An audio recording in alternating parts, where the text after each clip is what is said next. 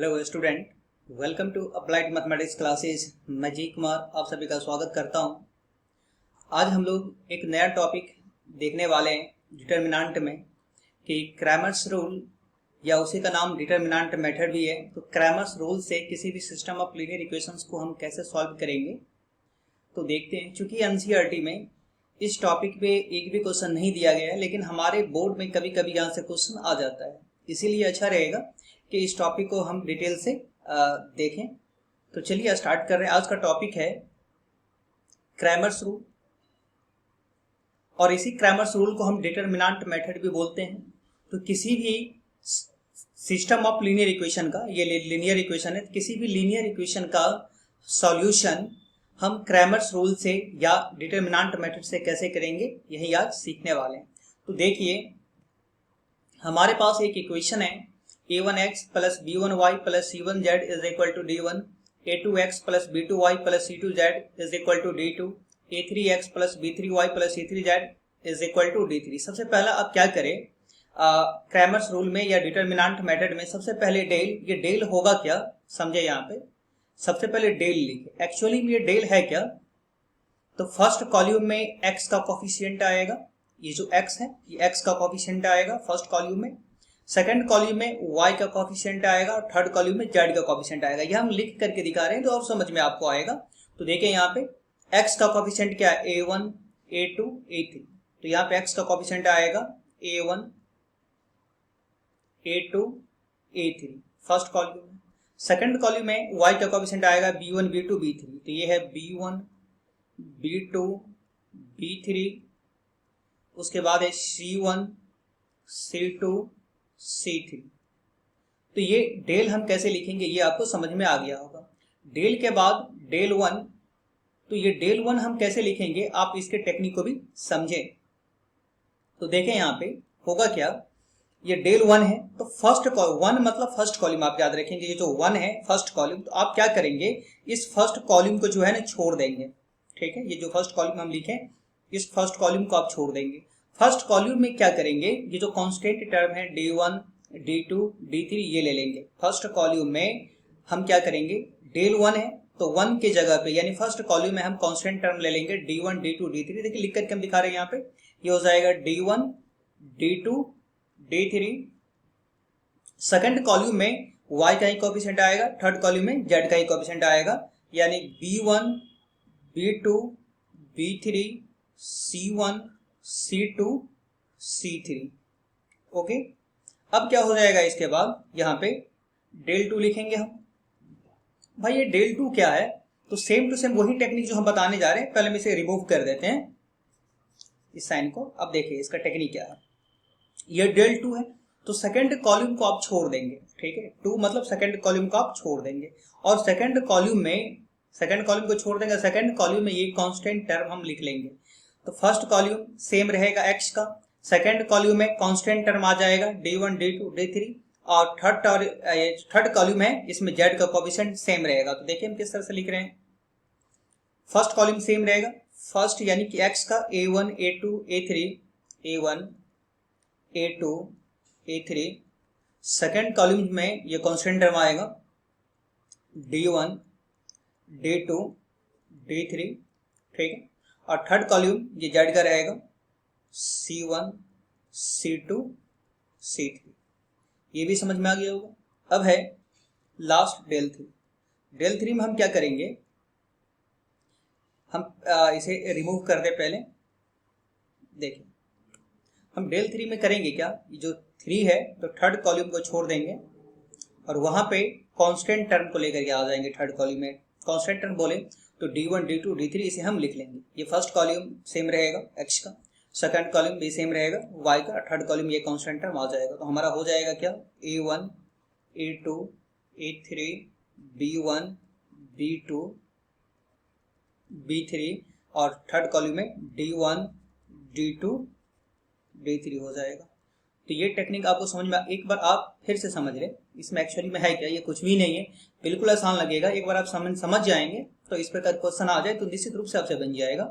तो del means del में होगा क्या, यहाँ पे x का कोफिशिएंट फर्स्ट कॉलम में सेकंड कॉलम में y का कोएफिशिएंट और थर्ड कॉलम में z का कोएफिशिएंट, यानी a1 a2 a3 b1 b2 b3 c1 c2 c3 आएगा। ठीक है, डेल 1 तो 1 लिखा हुआ है, तो आप क्या करेंगे, फर्स्ट कॉलम में जो है ना कांस्टेंट वाला टर्म लाएंगे, सेकंड वाला y का और थर्ड वाला z का ही रहेगा, यानी कि सेम रहेगा। तो फर्स्ट कॉलम हम constant term d1 d2 d3 लेकर के आगे सेकंड वाला y का, थर्ड वाला z का रहने दिए। यहाँ डेल 2 है तो सेकंड कॉलम में आप कांस्टेंट टर्म रखेंगे, अदरवाइज सब सेम रहेगा। ठीक है, तो सेकंड फर्स्ट कॉलम क्या रहेगा, फर्स्ट कॉलम में जो x था a1 a2 a3 रखेंगे, सेकंड कॉलम में कांस्टेंट टर्म ये जो है d1 d2 d3, इसे d1 d2 d3 लिख लेंगे, और थर्ड कॉलम सेम रहेगा d1 d2 c1 c2 c1 c2 c3 है। थर्ड कॉलम आ गया पुनः, तो थर्ड कॉलम आप क्या करेंगे कि थर्ड कॉलम में, तो तीसरा कॉलम में जो है ना ये तीसरा कॉलम को आप रिमूव कर देंगे, हटा देंगे, और वहां पे ये कांस्टेंट टर्म को लेकर के आ जाएंगे d1 d2 d3, तो डेल 3 है, तो तीसरा कॉलम हम क्या किए d1 d2 d3, और फर्स्ट x का ही रहेगा और सेकंड y का रहेगा, यानी a1 a2 a3 b1 b2 b3 c1 c2 c3।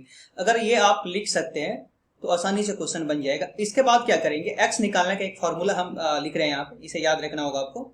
देखिए x किस फॉर्मूला से निकाला जाएगा, x इज इक्वल टू हो जाएगा डेल 1 बाई डेल, ठीक है, y इज इक्वल टू हो जाएगा डेल 2 बाई डेल, ठीक है, और z इज इक्वल टू हो जाएगा डेल 3 बाई डेल। ये फॉर्मूला याद रखेंगे, x is equal to del 1 by del, y is equal to del 2 by del, z is equal to del 3 by del.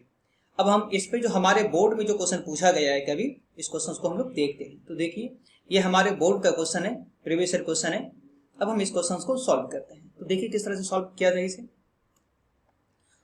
तो यहाँ पे हम सबसे पहले डेल लिखेंगे। तो देखिए डेल किस तरह से लिखेंगे हम, डेल में यहाँ पे क्या होगा, x का कोएफिशिएंट आएगा, तो x का कोएफिशिएंट क्या है 5 2, ये है 5 2, और x का कोएफिशिएंट यहाँ पे कुछ भी नहीं तो 1 ले सकते हैं आप। यहाँ पर है -2 3 7, तो -2 3 7, और z का है 2 -3 -5, तो 2 -3 -5, ठीक है। क्योंकि हम यहाँ डिस्प्ले बोर्ड पर देख रहे हैं इसलिए थोड़ा लग रहा है कि हम नीचे बार बार देख रहे हैं, यहाँ डिस्प्ले बोर्ड देख करके हमको लिखना होता है यहाँ पे। तो देखें अब हम क्या करते हैं, ये डेल लिख, ये तो समझ में आ गया ना कि डेल हम कैसे लिखें। डेल क्या लिखे यहाँ पे, x का कोएफिशिएंट क्या है 5 5 2 1, ठीक है। y का क्या है -2 3 7, z का क्या है 2 -3 -5, ये लिख लिया। अब हम इसको सॉल्व कर लेते हैं। सॉल्व करते हुए चलेंगे तो आसान रहेगा अपने लिए। तो हम इसे एक्सपेंड कर देते हैं, एक्सपेंडिंग अलॉन्ग, या तो C1 या R1 कहीं से भी ले लेते हैं, चलिए हम C1 ही लेकर के चलते हैं इसे, एक्सपेंडिंग अलॉन्ग C1। हम C1 में एक्सपेंड कर रहे हैं, ठीक है ना। तो हम C1 में एक्सपेंड करेंगे तो सबसे पहले 5 ले लेंगे। तो 5 ले लेंगे तो 5 के, देखिए 5 जो है ना, इस 5 के रॉ को और इस 5 के कॉलम को डिलीट कर देंगे तो हमारे पास रह क्या जाएगा, तो हमारे पास रह जाएगा 3 -3 7 -5। तो 3 को -5 से मल्टीप्लाई करेंगे तो कितना हो जाएगा, ये -50 होगा ना, और 7 को -3 से मल्टीप्लाई करेंगे तो -21, तो माइनस यहाँ पे क्या हो जाएगा +21 हो जाएगा ना, माइनस +21 हो जाएगा। अब देखें उसके बाद 2 का, तो प्लस के बाद -2 ले लेंगे हम। थोड़ा सा साउंड प्रॉब्लम आ रहा होगा, उसे भी हम कल से सही कर लेंगे। अब हम -2 जब ले लेंगे, ठीक है, तो होगा क्या, इस -2 इस 2 के रॉ को और 2 के कॉलम को अगर हम डिलीट कर देंगे ना तो हमारे पास क्या रह जाएगा -2 2 7 5। ये अब आपको कैलकुलेशन आता है पहले से। तो -2 को -5 से मल्टीप्लाई करेंगे तो ये हो जाएगा 10, माइनस 7 को 2 से मल्टीप्लाई करेंगे तो 7 2 14 हो जाएगा। उसके बाद प्लस माइनस प्लस, जब हम 1 ले लेंगे तो 1 के, ये जो 1 है ना, इस 1 के कॉलम को और 1 के रॉ को डिलीट कर देंगे तो हमारे पास क्या रह जाएगा -2 2 3 -3। तो इस दोनों को मल्टीप्लाई करेंगे तो 6 -6 हो जाएगा ये, तो 6 -6, ठीक है। इसे हम सॉल्व कर लेते हैं। तो देखिए सॉल्व करने के बाद क्या आएगा, ये 5 और ये -15 +21 यानी -15 +21, तो ये 6 हो जाएगा। अब माइनस ये हो गया -4, ये हो गया -2, तो -2 को -4 से मल्टीप्लाई करेंगे तो माइनस ये क्या हो जाएगा +8 आ जाएगा। इसे हम डायरेक्टली लिख लेते हैं, 30 हो जाएगा। आप इतना समझ ही जाएंगे।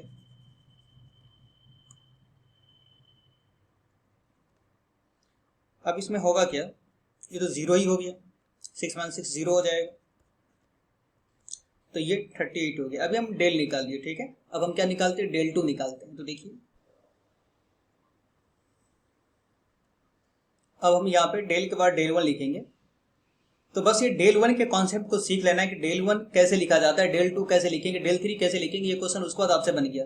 del 1 है तो फर्स्ट कॉल्यूम में हम क्या करेंगे, कांस्टेंट टर्म को लाएंगे। कांस्टेंट टर्म बोले तो 1905, ठीक है। फर्स्ट कॉल्यूम में del 1 यानी पहला कॉल्यूम है कांस्टेंट टर्म आएगा, ये टेक्निक आपको याद रखना है।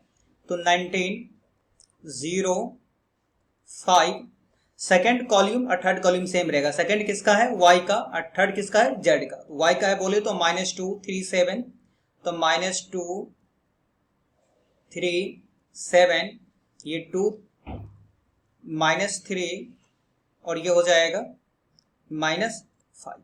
अब हम इसे सॉल्व करते हैं, ठीक है। तो एक्सपेंडिंग अलॉन्ग C1 ले लेते हैं। जब हम 19 ले लेंगे तो कैलकुलेशन करेंगे तो 3 को -5 से तो -15, 7 को -3 से तो माइनस माइनस ये +21 हो जाएगा, समझ में आ गया होगा। फिर -0 का डिटरमिनेंट 0 हो जाएगा, और प्लस जब ये 5 हम ले लेंगे तो 5 के रॉ को और उसके कॉलम को डिलीट कर देंगे तो हमारे पास क्या रह जाएगा, 6 -6, तो 6 - 6, ये तो बिल्कुल आसान हो गया। अब होगा क्या हमारे पास, यहाँ पे देखिए हमारे पास वो बच गया, तो ये हो जाएगा 6 -15 + 21 6 हो जाएगा। और 19 को अगर 6 से मल्टीप्लाई करेंगे तो आप ये आसानी से कर सकते हैं। 19 को 6 से अगर गुना करेंगे तो कितना हो जाएगा, 114 हो जाएगा। ये तो -0 और ये 6 - 6 0, तो ये पूरा 0 ही हो जाएगा। तो कितना आ गया, ये 114, ठीक है। हम del 1 भी निकाल लिए। del 2 कैसे निकालेंगे ये हम आपको न्यू पेज में दिखा देते हैं लिख करके। देखिए हम यहाँ पे इक्वेशंस को लिख लिए, न्यू पेज आ गया, क्योंकि बगल में देखेंगे आप देख नहीं पाएंगे हम यहाँ से। तो अब हम del 1 के बाद जो है ना del 2 लिखने वाले हैं, del 2। तो del 2 में होगा क्या, फर्स्ट कॉल्यूम तो सेम रहेगा, ये सेकंड है तो सेकंड कॉल्यूम में कांस्टेंट टर्म आ जाएगा, थर्ड कॉल्यूम सेम रहेगा। फर्स्ट कॉल्यूम सेम बोली तो x का क्या देखिए 5 2 1, 5 2 1 हो गया, ठीक है। उसके बाद क्या है यहाँ पे, सेकंड में कांस्टेंट टर्म आ जाएगा 1905, 1905, ठीक है। थर्ड कॉलम सेम रहेगा यानी z का क्या है 2 - 3 5 है, ये 2 है, -3 -5 है। अब हम इसे एक्सपेंड कर देते हैं। तो चलिए एक्सपेंडिंग अलॉन्ग C1 ही ले लेते हैं। यहाँ पे अगर हम 5 ले लेंगे तो ये हो जाएगा 0, -5 को -3 से तो -15 -+ हो जाएगा ये।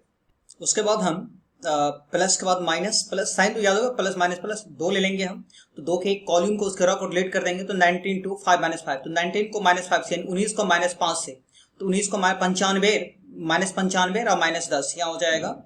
अगर हम 2 ले लेंगे तो 19 पंचे 95 -95 और 5 गुने 10, 5 गुने 2 5 दूना 10 हो जाएगा।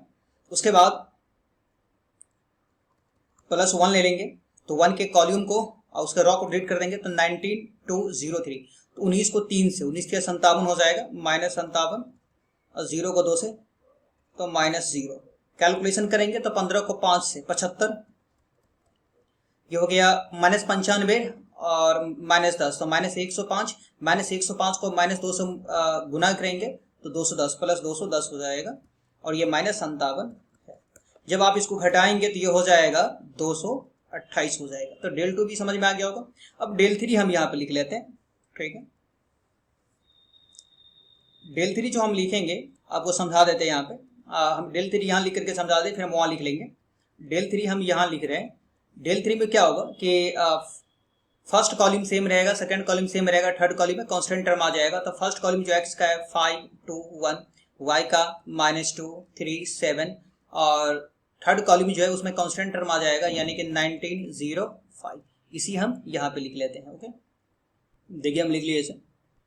अब हम इसे एक्सपेंड कर रहे हैं, एक्सपेंडिंग अलॉन्ग C1। जब हम 5 ले लेंगे तो 5 के रॉ कॉलम को डिलीट कर देंगे तो 3075, तो ये हो जाएगा 15 -0, -2 के कॉल्यूम और उसके रॉ और उसके कॉल्यूम को डिलीट करेंगे तो -2 19 7 5 तो हो जाएगा -10 यानी -2 को 5 से तो -10 और 19 को 7 से, 19 सत्ते 133। ठीक है, उसके बाद हो जाएगा +1 जब हम ले लेंगे तो 1 के रॉ, ये रॉ इसका कॉलम डिलीट कर देंगे तो -2 19 30 बचेगा, तो ये हो जाएगा 0 और 19 तिया 57। अब इसको कैलकुलेशन कर लेते हैं। तो ये 15 है, 15 को 5 से अगर गुना करेंगे तो 15 × 75 हो जाएगा, सही है। ये हो गया -133 -10 तो -143। -143 को अगर आप -2 से गुना करेंगे तो माइनस माइनस प्लस हो जाएगा। ये 2 को 3 से तो 6 4 2 जा 8 और 2 यानी 286 हो जाएगा ये, और ये -57 तो रहेगा ही। ओके, अब इसको हम जोड़ लेते हैं।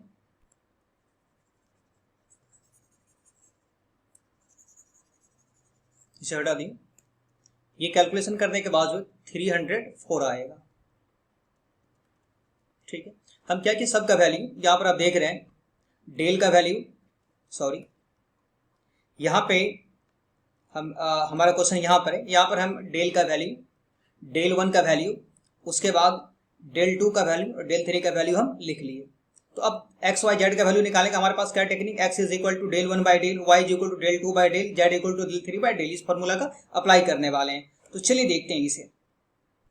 तो देखें यहाँ पर हम डेल 1 डेल 2 डेल 3 सब लिख चुके हैं पहले से। अब हमें निकालना क्या है, by formula x is equal to, तो x का फॉर्मूला क्या है, del 1 by del, del 1 by del है, सॉरी। अब हम करेंगे क्या कि डेल 1 का वैल्यू कितना आया है 114 और डेल कितना है 38। इसको भाग करेंगे तो 38 को 3 से गुना करेंगे तो 114 हो जाएगा, यानी पूरा पूरा 3 से कट जाएगा। y इज इक्वल टू हो जाएगा डेल 2 बाई डेल, तो ये डेल 2 है क्या 228 और बट्टा 38, 6 से काटेंगे तो पूरा पूरा कट जाएगा। और z इज इक्वल टू है डेल 3 बाई डेल, डेल 3 कितना 304 है, 38, 8 से काटेंगे तो ये पूरा पूरा कट जाएगा। तो फाइनल हमारा जो आंसर आ गया, इसे हम थोड़ा हटा देते हैं। हमारा जो फाइनल आंसर आ गया कि hence x is equal to 3, y is equal to 6, z is equal to 8। ठीक है,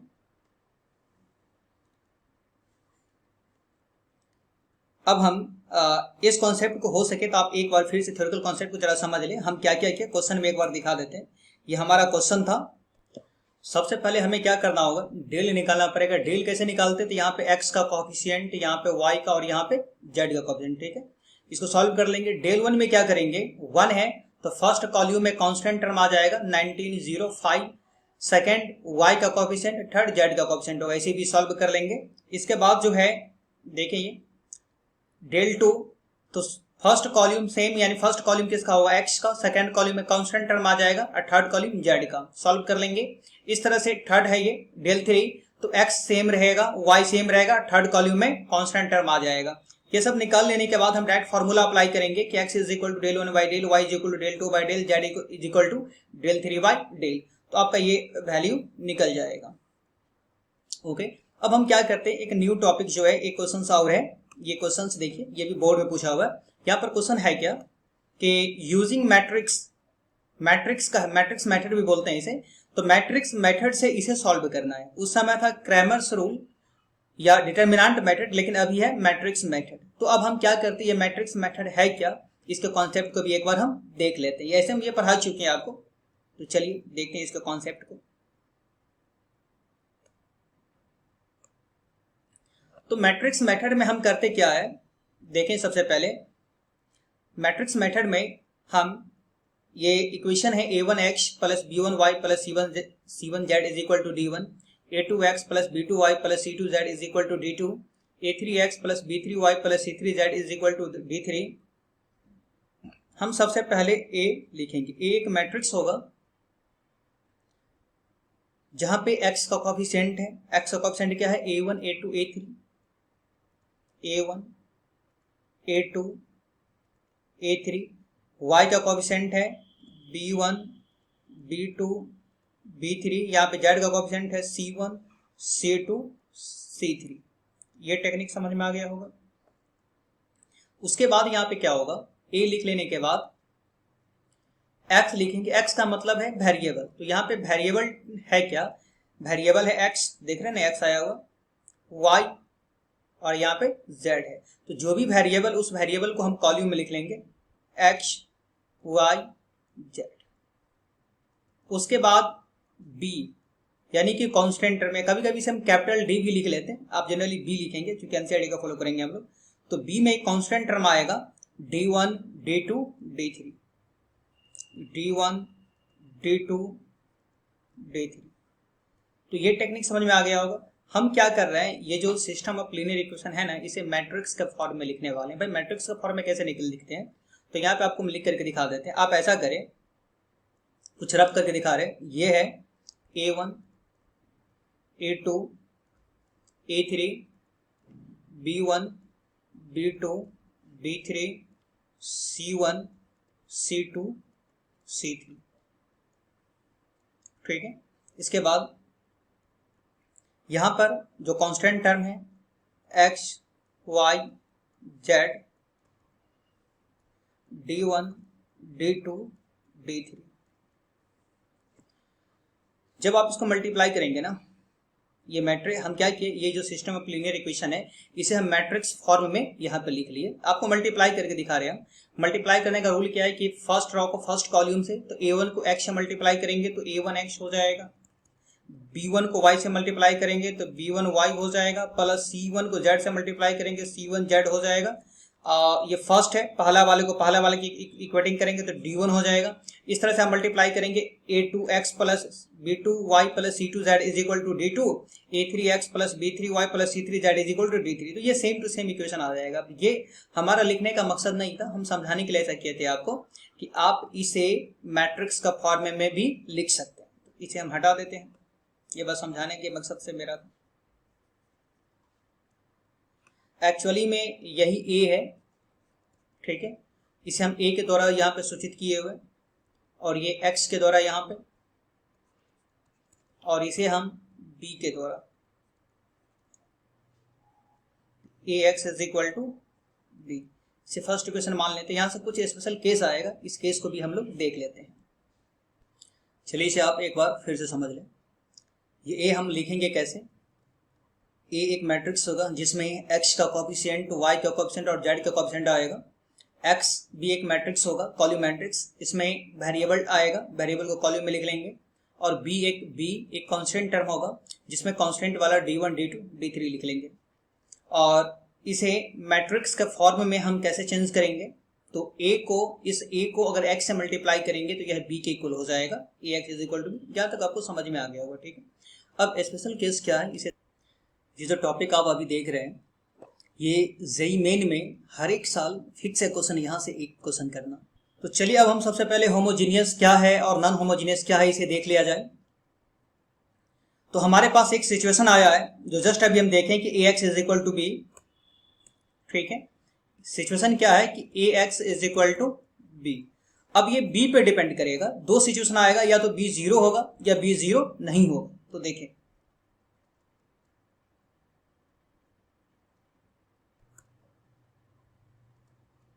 केस फर्स्ट में पहला सिचुएशन हम ये लेकर के चल रहे हैं कि मान ले कि b जो है ये कांस्टेंट टर्म 0 हो गया, ठीक है। तो b अगर 0 हो तो वह सिस्टम ऑफ इक्वेशन होमोजीनियस कहलाएगा।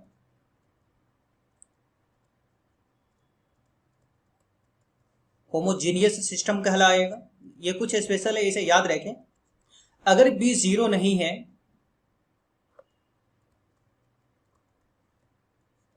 अगर b 0 नहीं है, इसे थोड़ा सा और नीचे करके लिखें,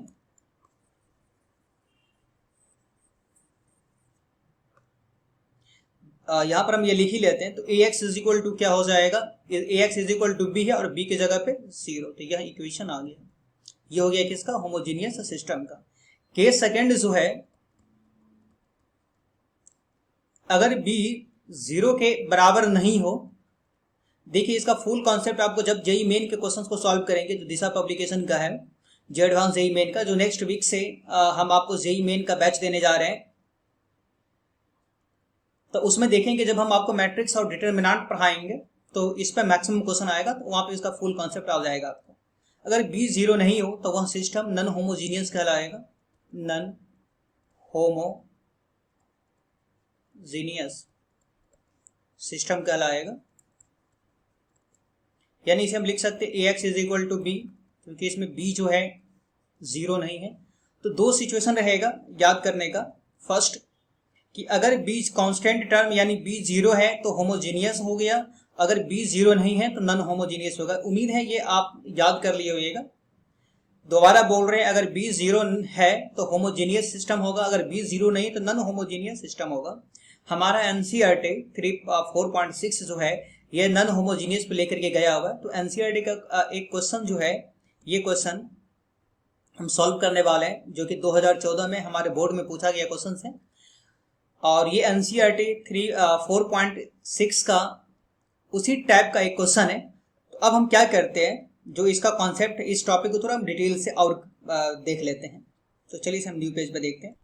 तो देखिए यहाँ अब हम दो टर्म जो है ना इसे डिफाइन कर लेते हैं, कंसिस्टेंट सिस्टम और इनकंसिस्टेंट सिस्टम। क्लास 10th में आप इसे संगत समीकरण और इसे असंगत समीकरण कहते हुए, कंसिस्टेंट का मतलब संगत हो गया और इसे असंगत बोलते हैं। संगत समीकरण का परिभाषा जो है, जिसका एक या एक से अधिक हल हो, और असंगत का जिसका एक भी हल नहीं हो। तो हम एक लाइन में यहां लिख देंगे, कंसिस्टेंट सिस्टम का मतलब वन और मोर सॉल्यूशन,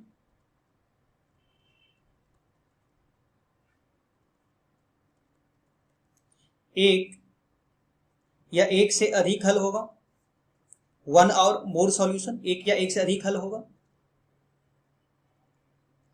इनकंसिस्टेंट नो सॉल्यूशन, जिसका एक भी हल नहीं हो। तो ये बार बार याद रखें कि जब भी कंसिस्टेंट हम लिखेंगे, अभी लिखने वाले हैं, तो कंसिस्टेंट का मतलब क्या हो जाएगा, या तो वन सॉल्यूशन होगा या एक या एक से ज्यादा सॉल्यूशन होगा। इनकंसिस्टेंट जिसमें एक भी सॉल्यूशन नहीं होगा। तो चलिए आज का हम टॉपिक स्टार्ट कर रहे हैं, non homogeneous system. Non homogeneous तो समझ में आ गया था, जिसमें बी क्या होता है कि 0 के इक्वल नहीं होता है। तो A X is equal to क्या हो जाएगा, बी। फर्स्ट केस लेकर के चल रहे हैं हम यहां पे।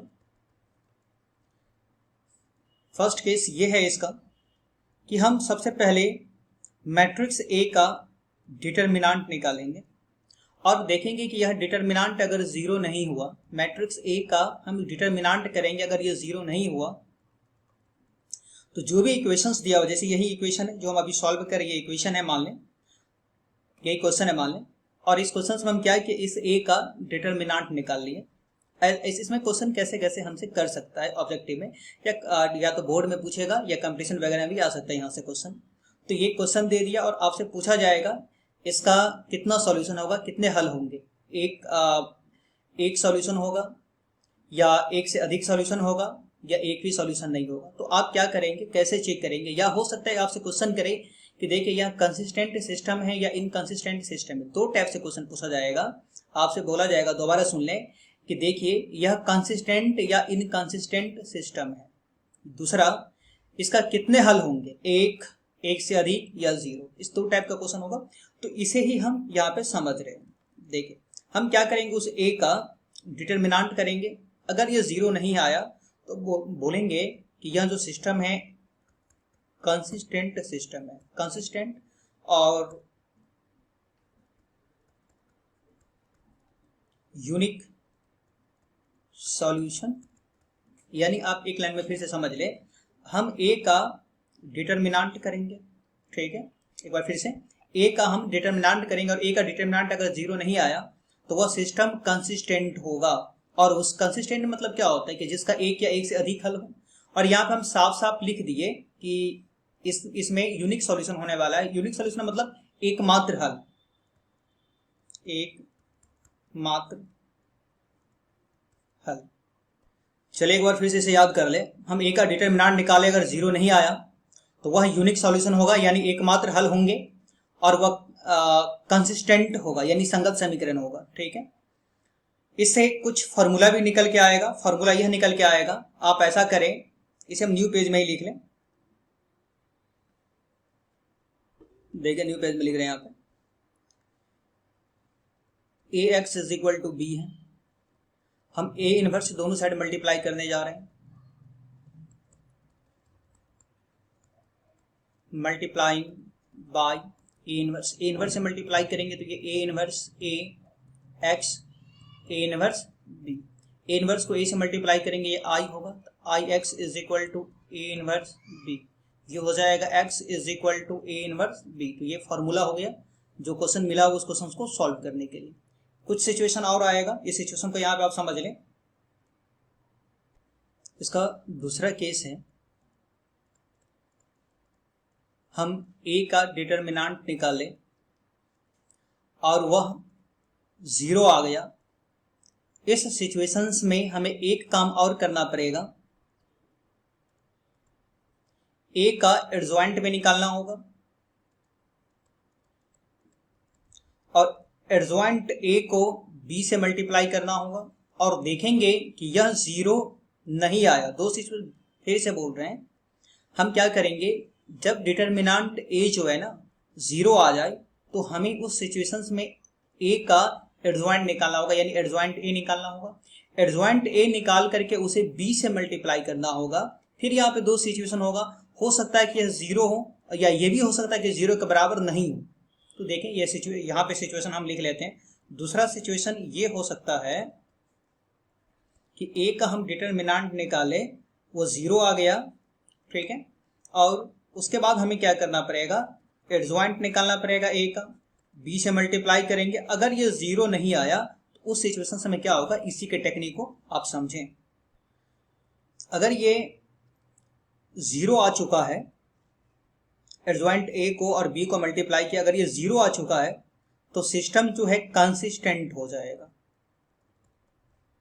कंसिस्टेंट यानी कि संगत समीकरण हो जाएगा, और उसका इनफाइनाइट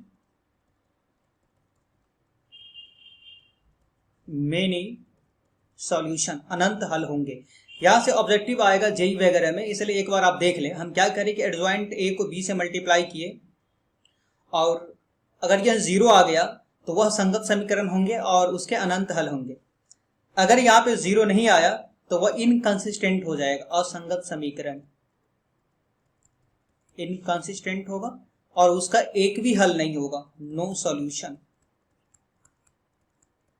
इसका फुल कॉन्सेप्ट आपको चाहिए, इस पे क्वेश्चन प्रैक्टिस करें, तो आप ऐसा कर सकते हैं, एनसीईआरटी का जो 3.6 एक बार बना लेंगे तो आपसे यह एक्सरसाइज पूरी समझ में आ जाएगा। तो एनसीईआरटी 3.6 एनसीईआरटी का क्वेश्चन कैसे बनाना है, ये लास्ट वीडियो के लास्ट में आपको हम समझा देंगे। अब हम जो मेरा क्वेश्चन मिला है ना, उस क्वेश्चन को हम सॉल्व करते हैं। तो क्वेश्चन मेरा क्या है ये देख लें। क्वेश्चन मेरा ये है और इसी क्वेश्चन को हमें सॉल्व करना है। क्वेश्चन में क्या करेंगे, using matrix method, matrix method से इसे सॉल्व करना है। तो सबसे पहले हम यहाँ पर भी वही टेक्निक अप्लाई करेंगे। क्या लिखेंगे, सबसे पहले ए लिखेंगे। क्वेश्चन आसान है बिल्कुल। एक्स का कोएफिशिएंट यहाँ पे 1 2 3, यहाँ पे हो जाएगा y का 1 1 -2, यहाँ पे z का हो जाएगा 1 -3 1, ठीक है। इसके बाद यहाँ पे x टर्म जो है यानी कि वेरिएबल, तो x y z कॉलम में लिख लेंगे, x y z। उसके बाद जो कांस्टेंट टर्म है, ये कांस्टेंट टर्म है 6 - 5 6 - 5 2। एक बात यहाँ पर ये याद रखना है, इस क्वेश्चन को सॉल्व करने का जो फॉर्मूला है ना, यहाँ पे जो फॉर्मूला हम ड्राइव किए, ये जो फॉर्मूला आया है यहाँ पे देखें, यही आपको फॉर्मूला याद रखना है कि x is equal to A inverse B. बस इसी से मतलब है। ये सबसे ऑब्जेक्टिव का भी हो सकता है कि ऑब्जेक्टिव में आ जाए या जेई वगैरह से में आ सकता है, लेकिन हमारे बोर्ड के लिए सिर्फ ये सबसे जरूरी है। तो x is equal to A inverse B, इसे आप याद रखेंगे। तो देखिए अब हम करेंगे क्या, कि हमें इसका फॉर्मूला के यूजिंग मैट्रिक्स मेथड बोला जाए, तो यूजिंग मैट्रिक्स मेथड में होता क्या है कि हमें यह फॉर्मूला याद कर लेना चाहिए, जो फॉर्मूला भी हम लिखे थे, x इज इक्वल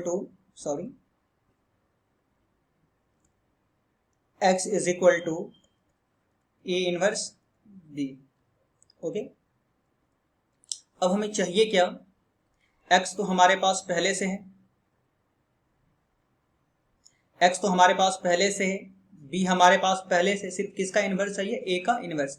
एक बार फिर से समझ ले, इस टाइप का क्वेश्चन आएगा कि मैट्रिक्स मेथड से आप इसे सॉल्व करेंगे तो पहले हमें क्या करना पड़ेगा कि हमारे पास है क्या, x पहले से है, b पहले से, बस a इनवर्स निकालना पड़ेगा। तो a इनवर्स का भी हम एक ट्रिक समझा चुके हैं पहले, DCA फॉर्मूला, यानी सबसे पहले इनवर्स निकालने के लिए हमें उस मैट्रिक्स ए का डिटरमिनेंट निकालना होगा, फिर उसका कोफैक्टर निकालना होगा, फिर उसका एडजॉइंट निकालना होगा। सारे चीज हम करने वाले हैं, तो देखें।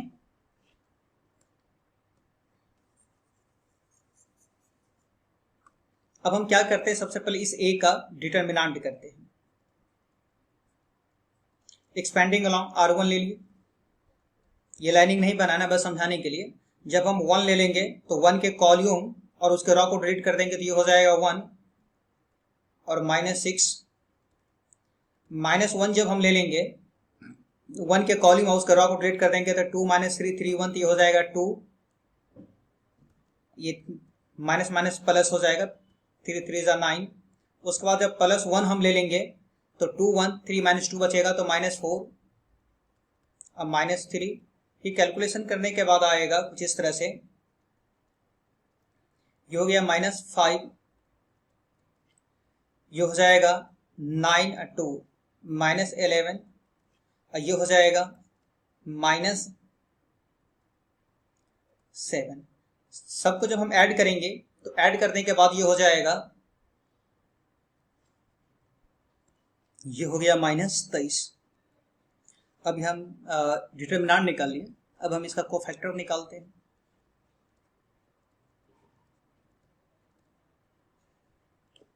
देखिए कोफैक्टर कैसे निकालेंगे, यही है A11। कोफैक्टर में किसी को प्रॉब्लम नहीं आना चाहिए, क्योंकि इससे पहले वाले लेक्चर में सारा चीज़ हम बता चुके हैं आपको। A11 यानी कि 1 का निकाल रहे हैं, तो 1 के कॉल्यूम, ये कॉल्यूम है, उसका रॉ को डिलीट कर देंगे तो 1 -3 -2 1, ये हो जाएगा 1 और -6, यानी कि हो गया -5। उसके बाद A12, तो सबसे पहले हमें यहाँ साइन लेना होगा, क्योंकि इस 1 को और इस 2 को हम ऐड करते हैं। जब देखेंगे इस इवन और यानी कि सम और विषम, जब सम आएगा तो प्लस और विषम आएगा तो माइनस, तो 1 + 2 3, जो कि ऑड है, विषम इसलिए माइनस। हम 1 का निकाल रहे हैं, इस 1 के कॉलम को, उसके रॉ को डिलीट कर देंगे तो बचेगा 2 - 3 3 1, यानी कि 2 -9 -9, तो माइनस माइनस यहाँ पे हो जाएगा +9। कोफैक्टर आना चाहिए आपको, ये -11 हो गया। A13 यानी कि 1 का निकाल रहे हैं तो 2 1 3 -2, तो -4 -3, तो ये हो गया -7। अब हम न्यू पेज में निकाल लेते हैं। नेक्स्ट जो है, अब हमें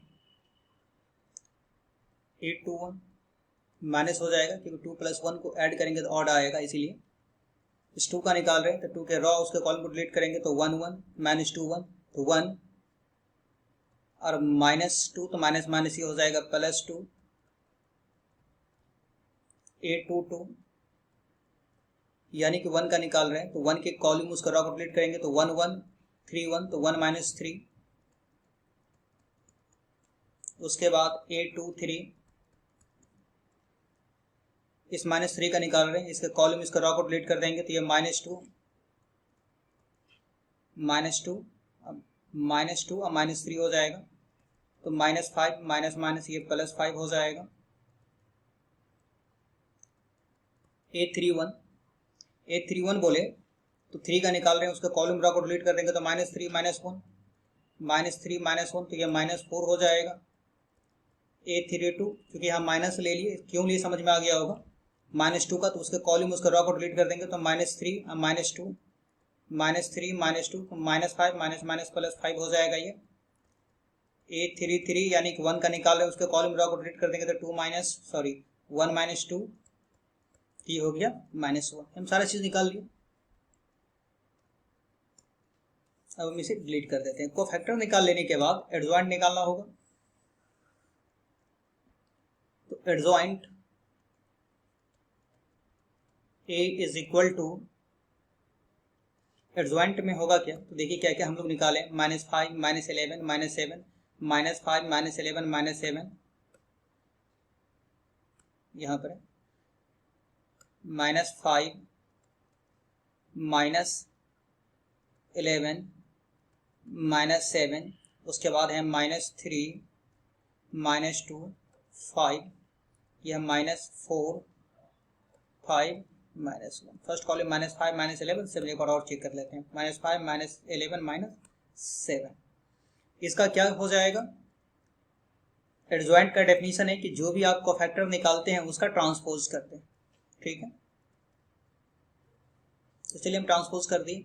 ये जो रॉ है ना, इसे कॉलम बदल देंगे, -5 -11 -7 -3 -2 5 -4 5 -1। ओके, अब हम इनवर्स निकालते हैं। तो ए इनवर्स निकालने का फॉर्मूला क्या होता है, A inverse is equal to 1 by determinant of A into adjoint of A. ये डेफिनेशन याद होगा, इनवर्स का फॉर्मूला है एडजॉइंट बाई डिटर्मिनेंट, ये फॉर्मूला याद कर लेंगे। तो डिटर्मिनेंट हम लोग कितना निकाले थे, -23 है ना, चेक कर देख ले एक बार। तो -3 डिटर्मिनेंट, सॉरी यहाँ पर होगा, तो -23 और एडजॉइंट जो मेरा आया, एडजॉइंट है -5 -3 -4। इसे हम थोड़ा सा छोटा करके लिख लेते हैं। देखिए 1 बाय -23, यह -5 -3 -4, ठीक है, -11 -2 5 -7 5 -1।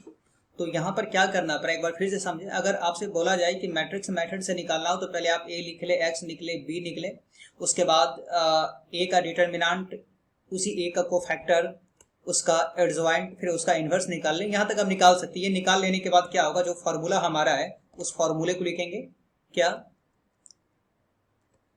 तो वी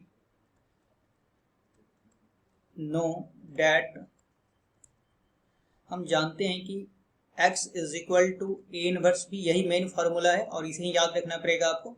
तो x एक्चुअली में है क्या, x हम देख लें है क्या, तो x y z है, तो आप यहाँ पे क्या लिखेंगे, x is equal to x y z लिखेंगे। और ए इनवर्स में कितना निकला है, -23। उसके बाद जो है ये नंबर, इस नंबर को हम लिख लेते हैं, ये नंबर है। अब हम b लिख लेते हैं, तो b क्या है ये भी देख लें। b इज इक्वल टू है 6 -5 2, 6 -5 2, तो हम यहाँ पर b लिख लिए 6 -5 2, x y z। यहाँ पर ये जो नंबर है ना -23, आप गलती से भी इसे मल्टीप्लाई यानी डिटरमिन मैट्रिक्स के अंदर में लेकर के नहीं जाएंगे, इसे आप बाहर में ऐसे ही छोड़ देंगे। तो -23 है ये। अब हम क्या, इस दोनों मैट्रिक्स को मल्टीप्लाई कर ले, तो मैट्रिक्स का मल्टीप्लिकेशन तो आता ही होगा। मल्टीप्लाई का रूल क्या है, मल्टीप्लाई का रूल है कि रॉ को या फर्स्ट रॉ को फर्स्ट कॉलम से ऐसे मल्टीप्लाई किया जाता है, ठीक है ना। पहला एलिमेंट को पहला एलिमेंट के साथ, दूसरा एलिमेंट को दूसरा एलिमेंट के साथ, तीसरा एलिमेंट को तीसरा एलिमेंट, सबको मल्टीप्लाई करके जोड़ते हुए चलेंगे। तो -5 को 6 से तो -30 हो जाएगा, ठीक है। -3 को -5 से तो माइनस प्लस 15 हो जाएगा, ठीक है। और -4 को 2 से तो -8 हो जाएगा। उसके बाद -11 को 6 से तो -66 हो जाएगा। -2 को -5 से तो +10 हो जाएगा। 5 को 2 से तो ये भी 10 हो जाएगा, ठीक है। -7 को 6 से तो 42, 5 को -5 से तो -25 -1 को 2 से तो -2। अब हम सबको ऐड कर लेते हैं, तो यहाँ पर लिख लेते हैं ये। देखें आप इसको कैलकुलेशन करेंगे तो ये आ जाएगा। तो अब x y z ये जोड़ लेंगे ना, -30 +15 -30 और +15, तो ये हो गया -15 -8 तो -23 हो जाएगा। -66 और +20 तो -46 हो जाएगा। -42 -25 और -2 तो हो गया -2 -5 मतलब 2 5 2 तो ये 9, उसके बाद 2 4 6 तो -16 आप जोड़ सकते हैं। अब -23 से जो है ना सब में भाग दे दीजिए, तो -23 से सब में भाग देंगे तो ये क्या हो जाएगा 1। -23 से भाग देंगे 23 दूना 46, ये 2 हो जाएगा। 23 से भाग देंगे तो ये कितना हो जाएगा 3 हो जाएगा, है ना। तो अब देखेंगे ऑन इक्वेटिंग,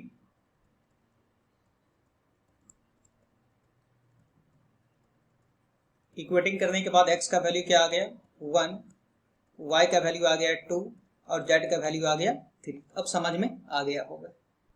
आप पढ़ेंगे कैसे, हमारे चैनल से ये थोड़ा बता दें आपको। देखिए आप YouTube में जा करके ये जो अप्लाइड मैथमेटिक्स क्लासेस का जो चैनल है, इसमें जाने के बाद आप यहाँ पे एक सेक्शन है होम वीडियो प्लेलिस्ट, आप क्या करेंगे प्लेलिस्ट में चल जाएंगे, ठीक है। यहाँ पे ये जो डिटरमिनेंट 2021 लिखा हुआ है, यहाँ पे टोटल थ्योरिकल कॉन्सेप्ट आपको मिल जाएगा। लेक्चर 1 से लेक्चर आज अभी तक जो हम पढ़ाए, अभी जो हम पढ़ा रहे हैं आपको, ये सारा इस चीज में मिल जाएगा। इसके बाद हम एक अलग से सेक्शन बना दिए जिसमें एनसीईआरटी एक्सरसाइज 4.1 से मिसलेनियस तक का है। तो आप क्या करेंगे, यहाँ से थ्योरिकल कॉन्सेप्ट क्लियर कर लेंगे डिटरमिनेंट 2021 से, और एनसीईआरटी 4.1 से उसके मिसलेनियस तक का क्वेश्चन ये अलग सेक्शन में यहाँ से बना लेंगे। ये आपको मिलेगा कहाँ पे, तो प्ले लिस्ट में जा करके।